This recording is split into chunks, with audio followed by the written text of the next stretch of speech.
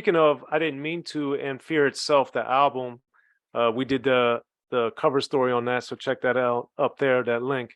But the other thing I noticed about Fear Itself that I really appreciated and I thought about when I knew I would be talking to you again was the use of horns on the album were used in such different ways from I Didn't Mean to, That's How It Is. All the horns give such a different tone, nuance to these songs throughout Fear Itself.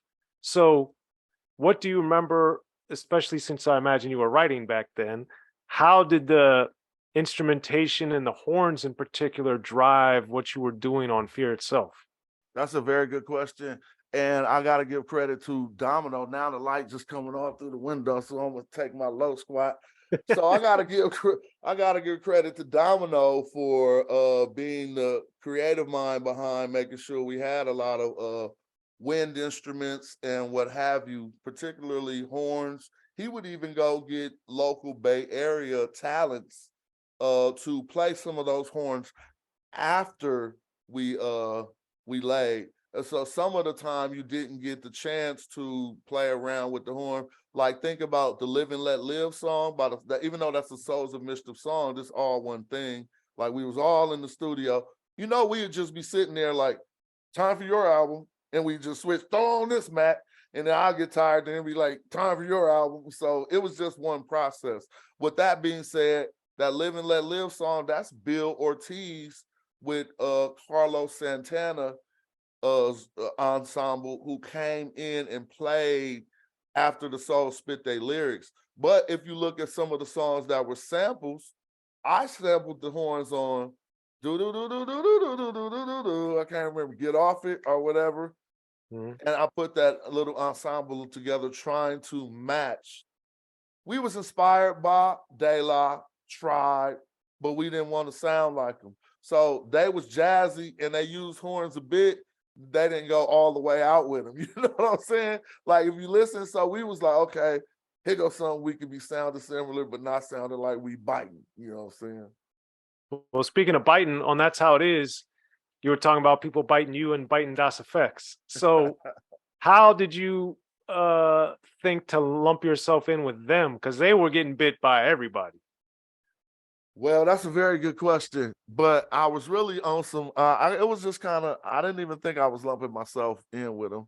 I just felt like sometimes when you're doing a song to give props other than somebody besides yourself, because I was bragging on myself so much in that song, I wanted people to hear me give some props to somebody else, but in the way that you would do it if you think you hardcore. So you're not going to say, D.O.C is good. You just gonna diss somebody in the name of D.O.C, you know what I'm saying?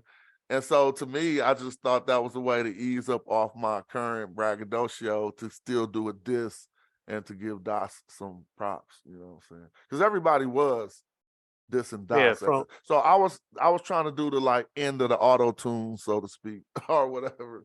You know how, yeah.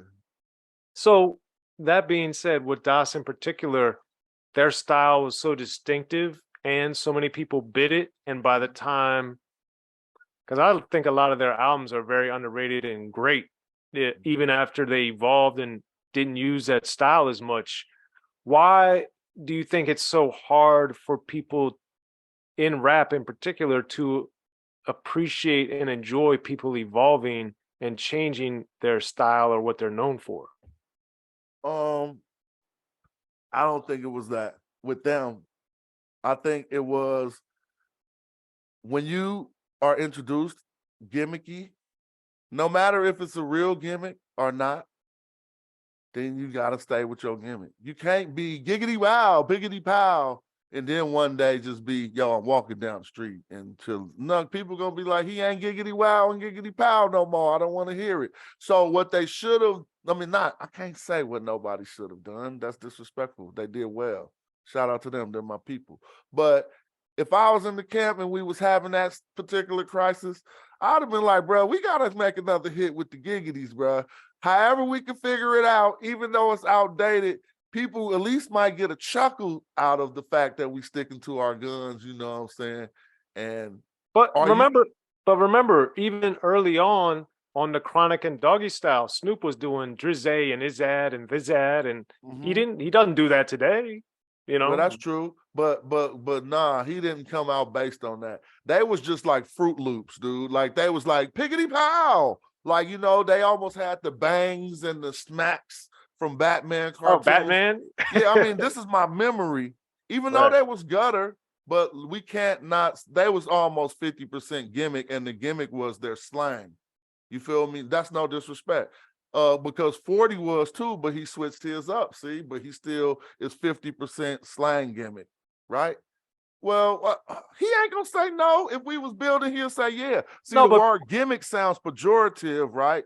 And so it sounds negative, so people might be offended, but no, it's you not was a making it's gimmick is not a negative word. It has a negative connotation, but in itself it's not negative. But like I'm saying, Snoop and 40. Remember 40 used to rap, he used to rap so fast and offbeat and all kinds of stuff. He doesn't but he rap like still that. be. I'm tripping. I thought he still rap like that. When I Not be like that. listening, not as fast as he used to. Nah, All nah. right, so I'm giving credence to what you're saying, but I think what we're talking about is he still got the same amounts of slang. You know, so he was like, I'm just talking about his gimmick. I mean, let's not say gimmick. What's my gimmick? Style. Shit. Yeah, his Style. style was slang, right? And and Das Effects was too. They both was hood, and they both was like giving us words that entertained us. They stopped doing it, but he never stopped doing it. That's all I'm saying. He just switched his words. And now with Snoop, we didn't know him for being a staple on that, at least on the West Coast. He just was using some Bay slang and getting over to the world a little bit. Like, you know, we wasn't looking at him as generating those terms because we was familiar with him already. So Right. how could we think he was the source of them? So yeah. Okay. Fair enough. And then speaking of different styles and stuff on Fear Itself, on Losing the End, that one, the production, of course, I don't know the breakdowns of all the BPMs, but it felt and sounded faster. So back when you were writing, how did you notice or understand you needed to adapt or adjust how you wrote when a beat or a feel was much faster?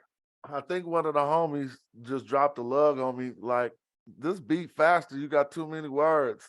And I started thinking like, oh yeah, I'm tripping. Yeah, you can't be trying to, and the beat going way too fast. And so notice everybody who rap hella fast right now be on a slow beat, because fast raps over fast beat is a style that's played out now. Only the super ones do that.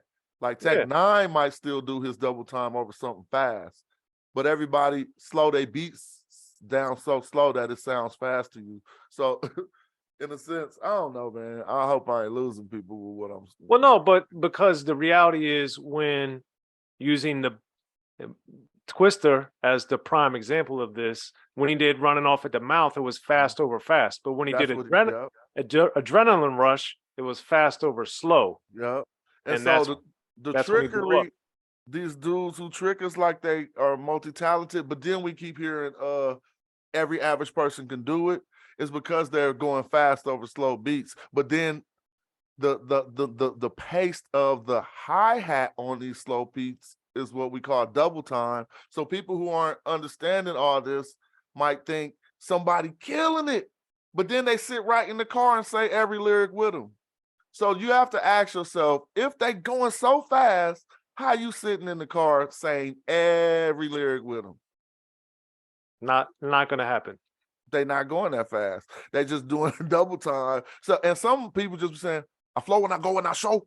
I show when I go and I flow. I'll be like, no, because that's not cool. But we can whatever. Like you go and you flow and you show, you just saying that as fast as you can, and now you killing it. Wow.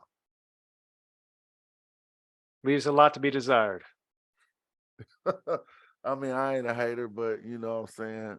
I Well, can't it's get not in my opinion, it's not the elevated lyricism that we get, say, from a Twister or a Tech Nine, where their lyrics are robust and immaculate, even at I 1,000 miles an hour. it's disrespect to Tech Nine, and Twista.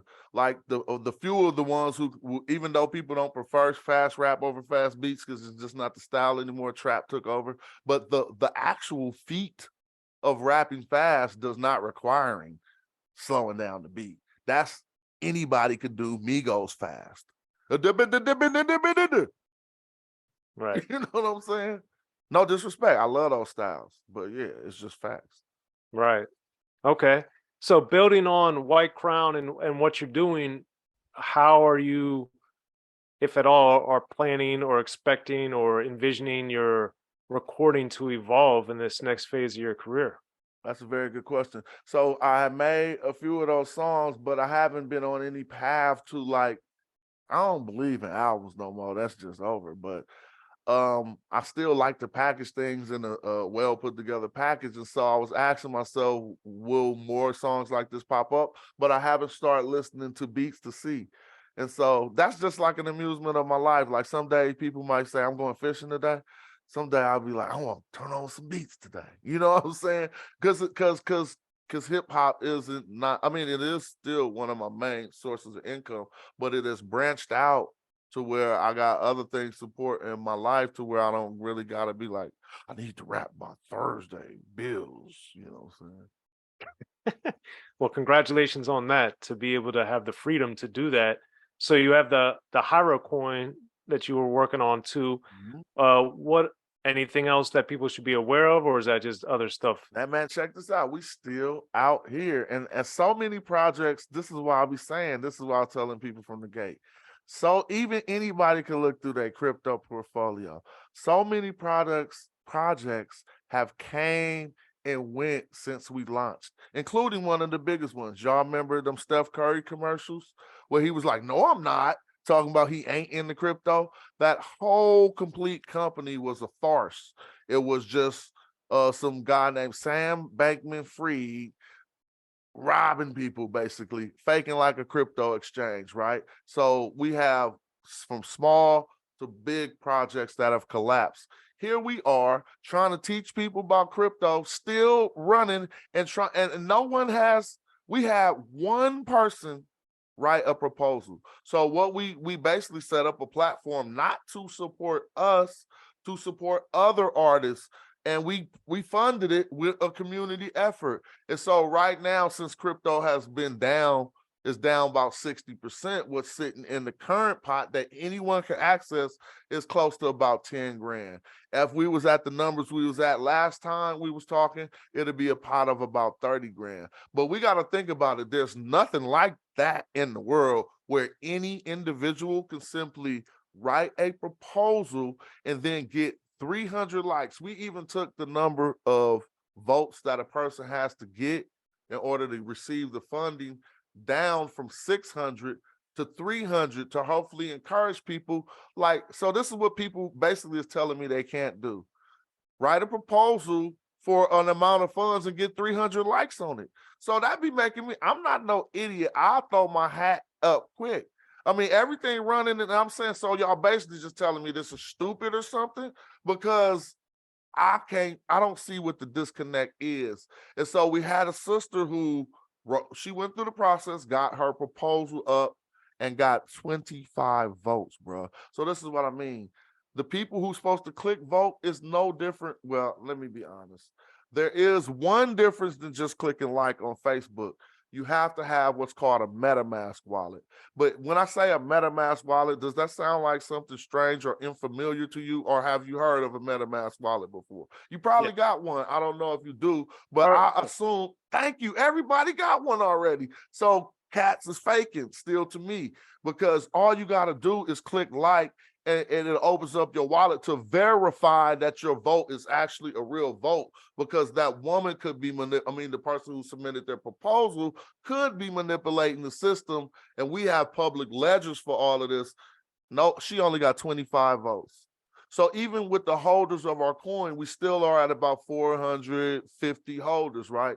Of those holders who knew what project that they are trying to spearhead, she still only got 25 votes. And so sometimes I'll be like, look, man, it might be a good idea, but I might not be the spearhead. I will take that type of accountability, because I've never seen no type of hip hop group or nothing give people an opportunity like this.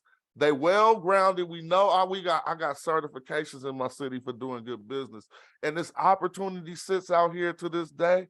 It just made me want to go jet skiing and be like, forget everybody and not even trip off trying to help. You know what I'm saying? It is a frustrating process. Be sure to check out the History of Gangster Rap by Soren Baker. He's official. History of Gangster Rap features exclusive interviews with Ice-T, Snoop Dogg, MC Ren, the D.O.C, and dozens of others. The History of Gangster Rap, a definitive look at how Los Angeles changed rap forever. In Los Angeles, the streets definitely set the tone of the hip-hop music. At 19, I got a $50,000 car. My whole angle always was, I'll be street, but I will always tell you the horrors that go along with this life. There will be penalties and casualties for just wearing the wrong color in somebody's neighborhood. And once gangster rap made it from the streets to the TV, the genre exploded. With Fab 5 on Yo MTV Back with NWA. Yo MTV, it just catapulted us from being local heroes to national gangbang rappers. The History of Gangster Rap discusses it all from 1980 up till today. It's always gonna be shit happening in the streets. You know what I mean? So it's always gonna be something to talk about. The History of Gangster Rap in stores now.